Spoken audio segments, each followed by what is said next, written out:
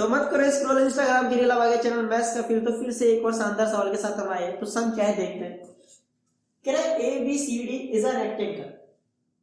ABCD एक rectangle है, आपको AE की वैल्यू निकालनी है। ये जो AE लेंथ है ये निकालना है।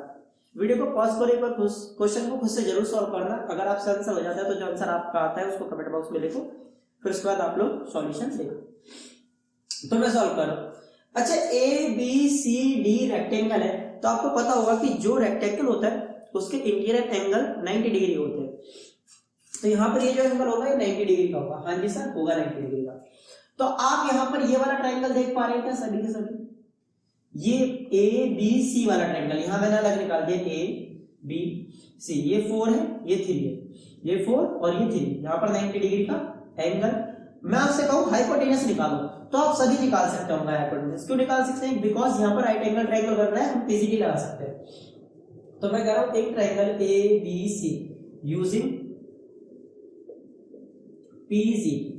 PCD लगाएंगे तो आपको पता है कि ये तो हमारा क्या हो जाएगा, हाइपोटेनस हो जाएगा, ये हमारा परपेंडिकुलर हो जाएगा और ये हमारा बेस हो जाएगा। तो आप सभी को PCD थ्योरम मालूम होगी। क्या होती है PCD थ्योरम? होती है हाइपोटेनस का स्क्वायर इक्वल्स टू परपेंडिकुलर का स्क्वायर प्लस बेस का स्क्वायर।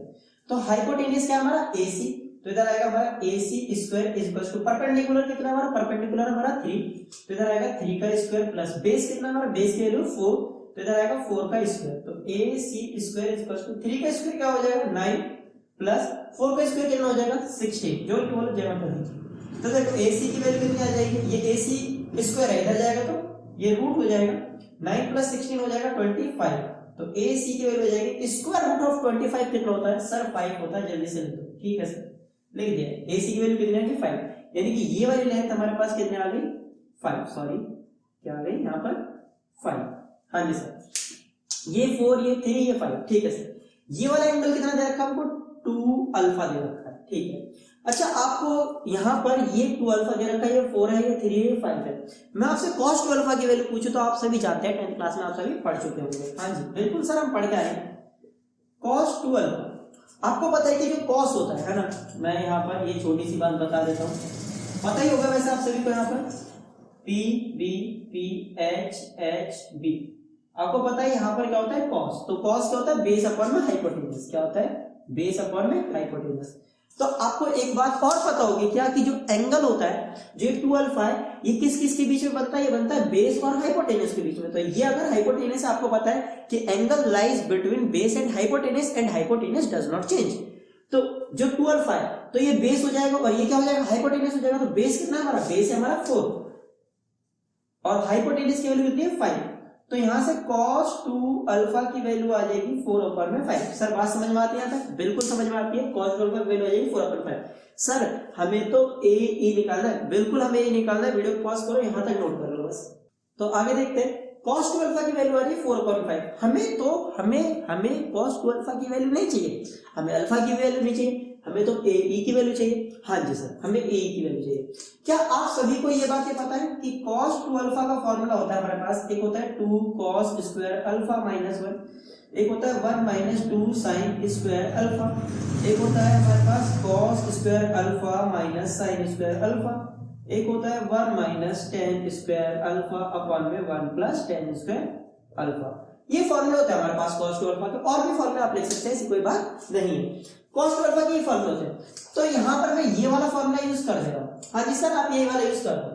तो देखिए cos 2 alpha is equals to 2 cos square alpha minus 1। ठीक है सर, तो cos 2 अल्फा को मैं 2 cos स्क्वायर अल्फा माइनस 1 लिख सकता हूं। हाँ जी सर, बिल्कुल लिख सकते हैं। सर आप ऐसा कर क्यों रहे हो? मैं देखो ऐसा क्यों कर रहा हूं, मैं एक्चुअली ये अल्फा निकालना चाहता हूं, मतलब ये अल्फा नहीं, मैं cos अल्फा की वैल्यू निकालना चाहता हूं। देखते हैं क्या होगा उससे। cos 2 अल्फा की वैल्यू कितनी है 4/5। ये उठा करके यहां पर सर रख दो ना, ये लिख दिया। इधर आ जाएगा 2 cos स्क्वायर अल्फा माइनस 1 के माइनस का 1 इधर आएगा, प्लस में आ जाएगा, नहीं आ जाएगा? हाँ जी सर, आ जाएगा 4/5 plus 1 is equals to 2 cos square alpha. हाँ जी सर, बिल्कुल बात समझ में आ गई।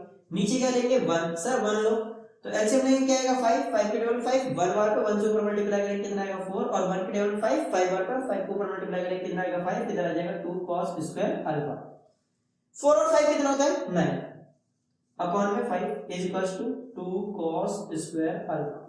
तो हमारे पास आ रहा है हमारे पास आ रहा है, देखो यहाँ पर 2 cos square alpha is equals to 9/5, 9/5।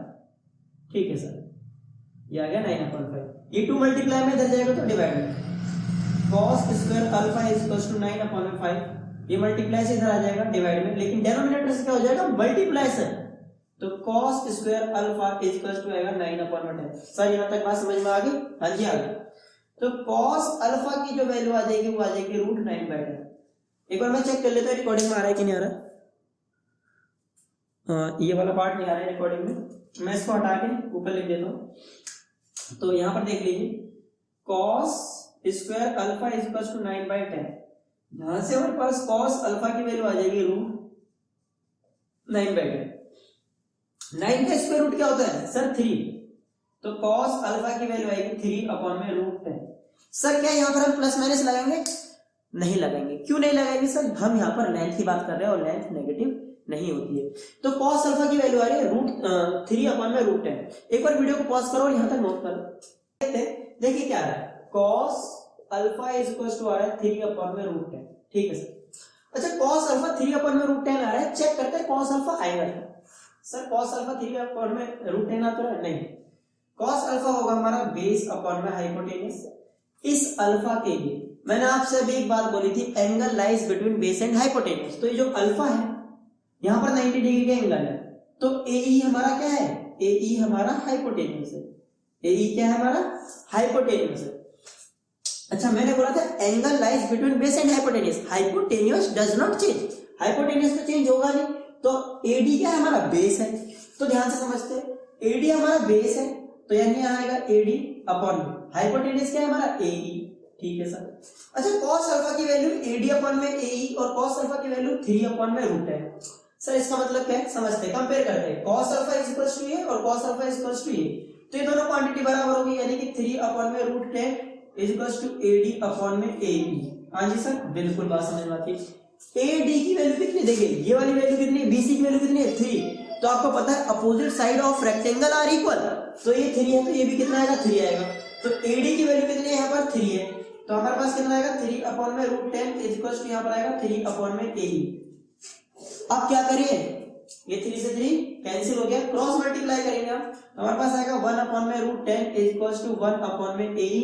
और by using cross multiplication you will find out the value of AE and value of AE is equals to √10। तो यहां इसकी वैल्यू कितनी आ जाएगी? √10। तो आई होप आप लोगों को ये वाला सवाल जरूर समझ में आया होगा। अगर आप लोगों को सवाल समझ में आया और अच्छा लगा है तो यार वीडियो को लाइक कर दो और चैनल को सब्सक्राइब कर दो और नोटिफिकेशन बेल को दबा दो, ताकि मैं कोई भी नया वीडियो डालूं तो सबसे पहले आप उसे देख पाए। और इस सन को अपने फ्रेंड्स के साथ शेयर करो ताकि वो भी ऐसे सवाल सीख पाए और पढ़ते रहो। मिलते हैं अगली वीडियो में।